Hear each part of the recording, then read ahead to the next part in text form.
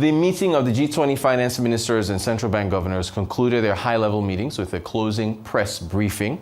At the briefing, officials outlined key outcomes focused on strengthening global financial stability, managing inflation, and promoting sustainable economic growth. They highlighted coordinated efforts on fiscal and monetary policy, progress in debt sustainability, and strategies addressing digital finance and climate-related risks. The briefing provided the media and public with direct insights from senior policymakers on the implications of the meeting's decisions for both regional and global economies. Let's take a listen. Central bank independence. Why this time? Well, it did feature in Brazil last year too. And so central banks had embarked on a process when faced with the zero lower bound to do quantitative easing. When you are no longer at the zero lower bound and inflation is rising, you're going to have to almost call it quantitative tightening, but you are having to unwind the quantitative easing. There had been contestations about central banks around the globe. Pronouncements were also made in Europe and all of that. And at the meeting of the IMF in Washington in April, the issue of central bank independence came very strongly there. Unfortunately, there was no communique at that time. And this time around, because a communique could be issued, then you are seeing it. The last time we had a communique was in Brazil last year in the G20, and the IMFC, which is another forum where these things are discussed, have not had a communique for a long time now. So it came out strongly in the conversations about the importance of central bank independence. These things, most of the time, they feature when people get concerned about inflation. They say, we need somebody to deal with, or some institution to deal with inflation, and we happen to be that. Cross-border payments. And how do we get around the regulations? No, we are the regulators. We set the regulations. So we are making regulations to work to deliver the regulatory objectives. And the regulatory objective here was to have fast and efficient and cost-effective cross-border payment systems. And in that journey, we had to find out what was the problem, and we call them frictions. And so what we found was that there wasn't regulatory and supervisory certainty from people. So as regulators, we had to give and state what our regulatory and supervisory expectations are. What do I mean? When you ask the financial sector, private sector, and you say that these are the regulations, their interpretations is to take it to the maximum possible because there is too much cost in non-compliance. And so the key standard that had to be dealt with was recommendation 16 of the Financial Action Task Force. Recommendation 16 is sometimes called the travel rule. And so over the years, this standard had been in place. It had not been reviewed for 20 years.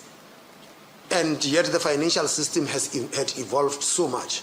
So it's been reviewed, and on the 18th of June, FATF released that standard together with the guidelines so that they provide their regulatory and supervisory expectations. That was just the one friction. The other friction had to do with capital controls and compliance with capital controls that raises the cost and the speed and reduces the speed of cross-border payments because everyone waits and wants to tick every box before the money could actually be released.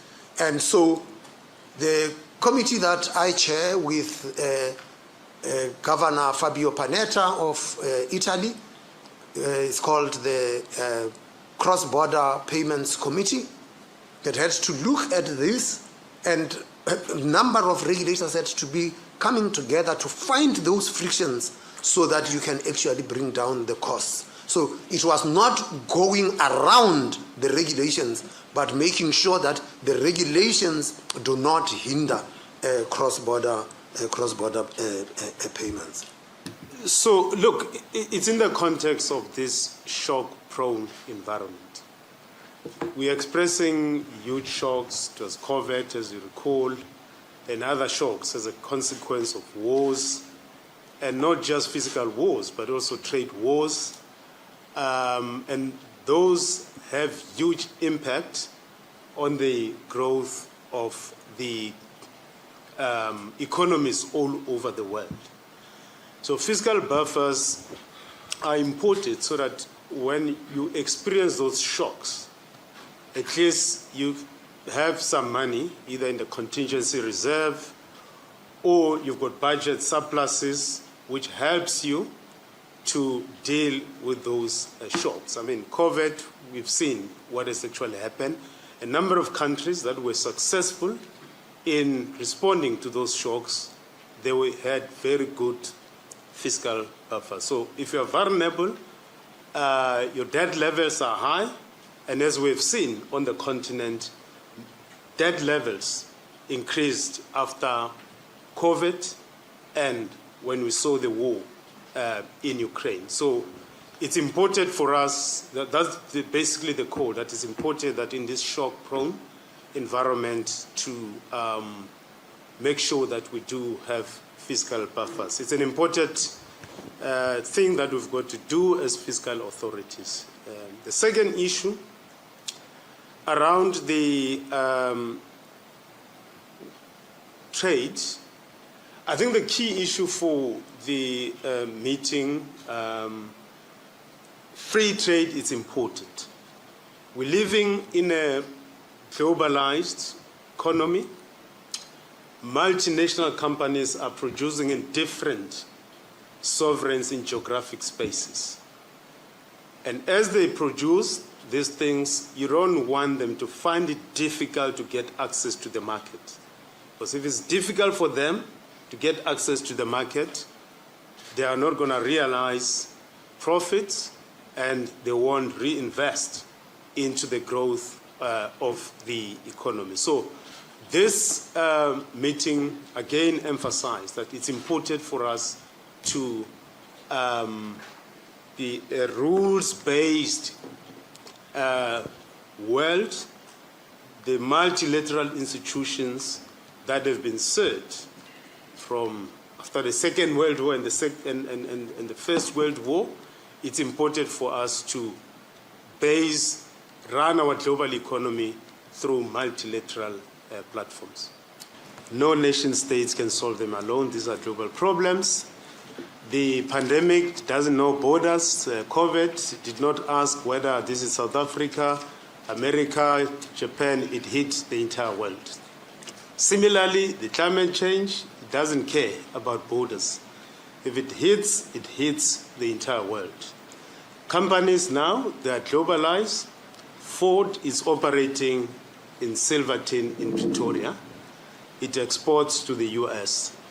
And therefore, it's also in the interest of the US to allow, or any country to allow the global economy to be run on the basis of multilateralism. Because otherwise, if we keep fragmenting and not solve problems collectively beyond nation states, through nation states, of course, humanity will be in crisis. And I think for me, this G20 moment, which also produced a communique, is an important indication that the world requires all of us to come together and solve the problems.